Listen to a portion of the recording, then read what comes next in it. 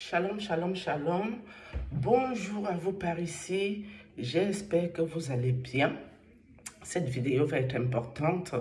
Je vais mettre une louange à l'Esprit Saint et je vais vous supplier ici d'aller m'appeler la famille de Sa Majesté Amugumbelinga de Vision 4, Bruno Bidjan et toutes les personnes qui vont avec d'Anomayos. Anomayos, je crois que ça s'appelle Anomayos. Vous appelez Monseigneur Mbarga, le prêtre Jean-Augusto Tuntolo, et vous m'appelez Sophie Zanga. Sophie Zanga, qui est de la famille de Amugumbelinga, du côté de Bankomo en vent.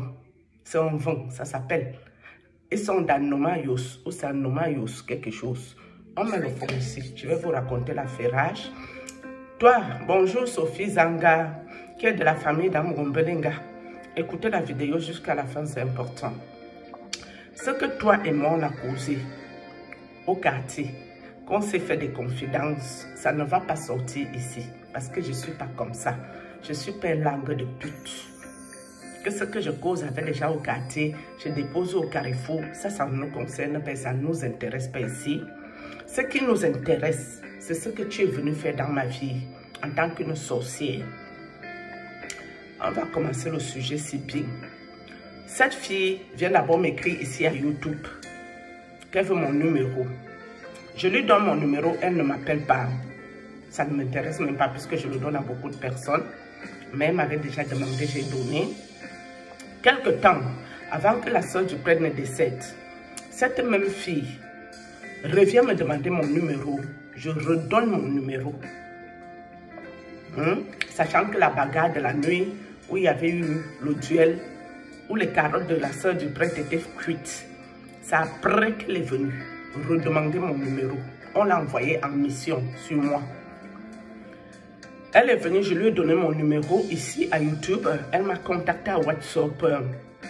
On a beaucoup causé.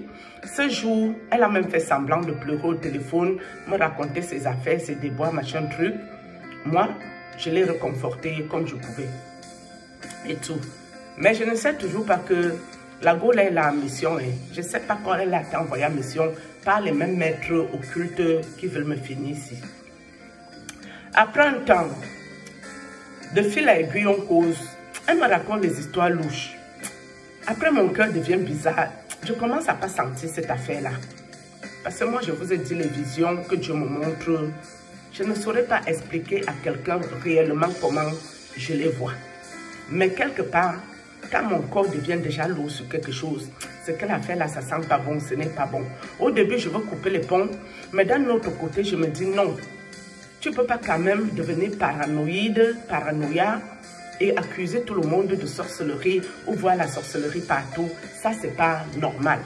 C'est comme ça que même quand Dieu me montre d'entrée de jeu que tu es venu ici pour faire quelque chose qui n'est pas bien, je vais d'abord rester tranquille et observer ce que tu es venu faire et te laisser faire ça. Et ça, ce n'est pas une bonne méthode. Parce que si tu n'as pas vraiment Dieu, la personne va te faire ça et tu vas perdre ta vie. À la fin de la vidéo, je vous donnerai la prière, le programme que je fais actuellement, qui a enlevé tous les asticots dans mon corps et me remettre mon corps en état comme cela. Parce que j'ai tellement souffert. J'ai failli perdre ma vie. Ce n'est pas un jeu. Voilà que cette fille, quand mon whitey est là, on tourne, je lui envoie même les vidéos à cette fille-là au quartier. Les vidéos que je ne peux pas mettre ici, elle les a reçues avec le whitey et les enfants. Après maintenant, un coup, elle me raconte un peu ces choses, sa maman en souffrance, tout. Je dis, ouais, ça me fait mal. C'est une maman qui souffre. Si je peux même lui envoyer même 10 000 francs, c'est pas grand chose. Mais avec 10 000, elle peut peut-être s'acheter un petit truc, c'est tout. Après, mon cœur est lourd sur ça. Je dis, la fête, ce n'est pas, je ne sais pas pourquoi mon cœur est bizarre. Un jour, elle m'envoie même le voice pour dire que sa maman a Yaoundé. Je dis non. J'ai dit que je vais le faire, ça se fera, mais ça ne passera pas par mes mains, ça passera par le Cameroun. Voilà que le moment venu, je dis à ma soeur, j'envoie l'argent à ma soeur, je lui dis d'envoyer ça, mais elle devait aller déposer ça chez le père spirituel 2 jours pour qu'il travaille l'argent là, que quand l'argent là va partir, qu'on ne puisse pas faire les choses louches avec. Mais ma soeur a directement pris l'argent et elle a directement envoyé. Mais Sophie Zanga, viens un peu ma soeur. Tu es malade dans ta tête. Partout où mon argent est passé là, je suis déjà au courant. Mon argent n'est pas passé par une main. Mon argent a été dispatché chez les gens, maîtres occulteurs, pour venir me ôter ma vie. C'est toi qui parlais les asticots au téléphone, toi Sophie Zanga, pour me mettre les asticots dans mon corps. Ce que tu faisais, en mentant qu'il y a les asticots à ta maison, c'était pour faire des incantations sur moi, pour m'envoyer ces asticots-là.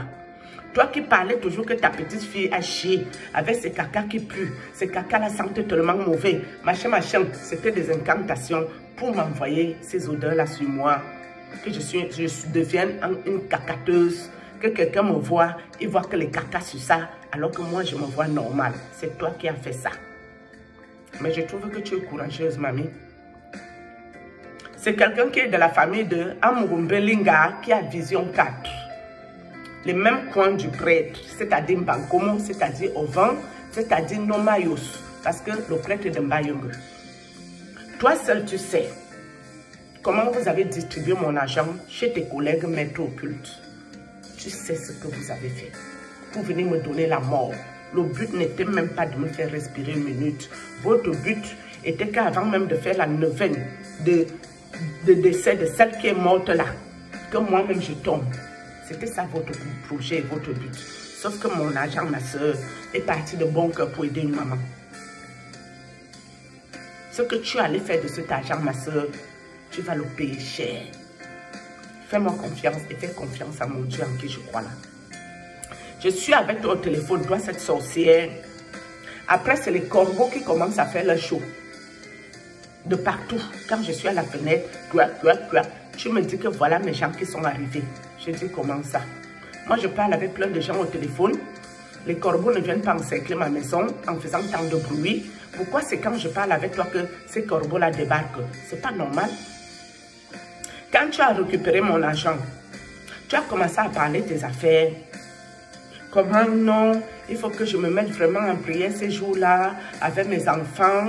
Toi, tu ne veux pas qu'on vienne nous ôter la vie ou qu'on vienne prendre la vie de mes enfants. Je t'ai dit que tu racontes même quoi comme ça.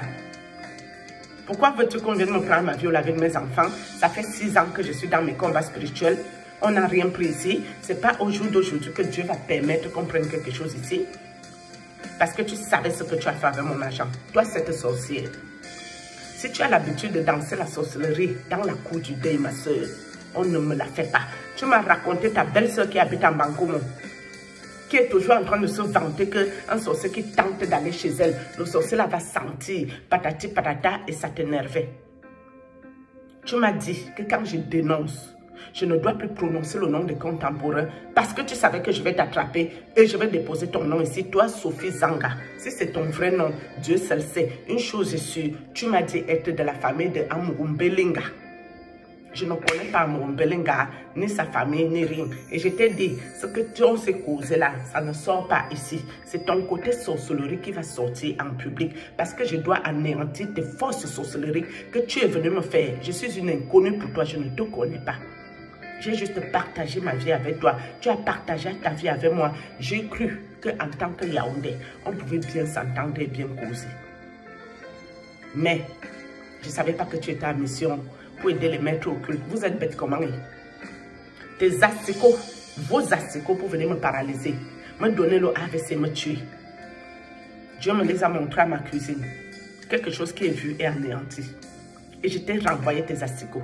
Tes mauvaises odeurs de caca, j'ai renvoyé ça sur toi. Et ce n'est pas fini. Parce que tes maîtres occultes n'ont pas pris mon argent. Donc moi, je ne les gère pas. C'est toi que je vais gérer très bien. Pour l'instant, je dois d'abord me débarrasser de tes affaires. Dès que je me débarrasse, moi j'appelle ça tes affaires. Même si c'est tes patrons qui ont envoyé, c'est toi qui es venu en mission prendre mon argent. Donc quand je vais me débarrasser de tes affaires là, je vais prendre un programme de prière spécialement pour toi. Et quand je vais prendre ce programme de prière, tout ce que tu es venu faire, sans me connaître, tu comprendras que quand on t'envoie en mission chez des inconnus, tu ne dois pas partir. tu dois leur dire non. Moi, elle ne part pas là-bas. Comme vous êtes assis à YouTube, assises, surtout vous les sorcières, pour venir vous attaquer aux inconnus, pour vous attaquer à quelque chose qui est l'élu de Dieu, à quelque chose que la main de Dieu sur la personne. Il faut faire attention à vos vies. Il faut faire attention. Je ne peux pas combattre les maîtres occultes. Je n'ai pas cette force. C'est Dieu qui combat pour moi. Parce que même mon argent est parti de bon cœur pour aider. Et j'ai envoyé encore à un petit là, avec qui je causais, je ne le connais pas non plus. Il a pris mon argent, il est allé boire sa bière, il n'a rien fait de mal avec. Mais toi, tu as eu le toupet, l'audace et le culot. Tu n'as pas fini d'arranger ta vie. C'est sur mon corps. Quand tu as fait des propositions indécentes dans votre sorcellerie que vous faites, que si tu me ramènes, toi, tu vas être en haut. Ma soeur, oublie. Tu oublies, hein? Tu oublies ça. Parce que quand le prêtre est venu écrire Patrick Zang, j'ai su que l'affaire était claire. Mais moi aussi, il faut que Dieu me donne la force de me faire confiance quand il me montre les visions. Tout ce que j'ai vu. C'est ça que la mère spirituelle m'a dit. Nous sommes d'accord ici. C'est ça qui est là. C'est ce qui est ça. Mais moi, j'ai toujours peur que non. Je ne veux pas accuser les gens pour rien. Je ne veux pas commencer à voir la sorcellerie partout. Je ne veux pas devenir parano. Dans ma petite, comme la sorcellerie, quand on vous met dans le ventre chez vous là, ça vous ment. Que vous êtes au-dessus de Dieu. Je sais ce que tu es venu faire désormais. Je sais ce que vous avez fait de mon argent pour me donner la mort. Vous ne pouvez pas me tuer parce que je ne vous connais pas. Parce que je ne vous dois rien.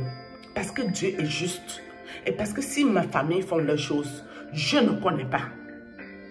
Je n'ai jamais rien gagné dedans. Je suis arrivée en Europe par la grâce de Dieu. Je ne sais pas si toi, pour venir en Europe, tu as dû aller faire du mal aux enfants des gens. On t'a donné les bonnes grâces de la sorcellerie. Moi, je ne suis pas dans ça. Je prends ce que Dieu me donne. Je lui dis merci et j'avance. Venez t'asseoir. Fais semblant d'avoir la pitié que tes collègues vont venir prendre moi ma vie. Ils prendront ma vie sur quelle base, mamie? Ils prendront ma vie par rapport à quoi? Ça veut dire que ce n'est pas un Dieu de justice.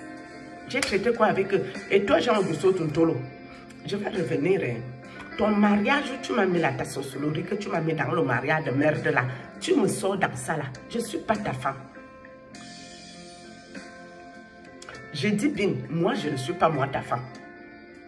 Ta sorcellerie que tu fais pour me sacrifier là, ta vie sera sacrifiée chez Dieu. Comme tu ne veux pas changer là, tu ne nous sers à rien. Moi, je sers encore à quelque chose sur la terre. Toi, je ne sais pas à quoi tu sers. À part faire le mal aux gens. Et puis ta soeur est venue me parler cette nuit, ta grande soeur.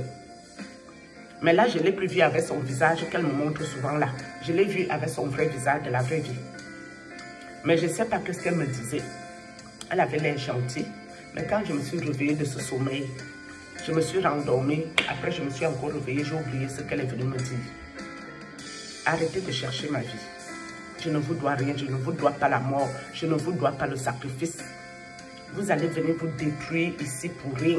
Et je t'avais prévenu dès le début que arrête de faire ce dans quoi ma famille t'a mis là. Ce n'est pas bon. Tu vas te détruire dedans. Tu m'as méprisé, tu m'as minimisé. Mais moi, je connais mes combats par cœur. Au début, tu es très fort. Au début, tu es puissant. Au début, vous les mettez au culte du Cameroun. Vous êtes très puissant, très fort. Vous êtes versé sur moi, encerclé. Mais sachez que j'ai celui qui est au-dessus des maîtres occultes, c'est-à-dire mon Dieu, mon papa, celui qui me sauve, celui qui m'a montré vos asticots, celui qui m'a montré vos planifications pour me ôter ma vie. Vous ne pouvez pas me ôter ma vie par rapport à ta soeur qui est morte, c'est faux, parce que je ne la connaissais pas. Elle est venue bagarrer avec moi. D'accord? Je veux plutôt développer celle-ci. Toi, je vais venir te parler après par rapport à tes fameux mariages sordides. Où tu me commandes beaucoup. Peut-être tu me commandes que dans la sorcellerie. Parce que dans la vraie vie, moi, je ne sais pas à quel niveau tu peux me commander. Je ne vois pas. Continuez. Shalom. Je m'arrête là.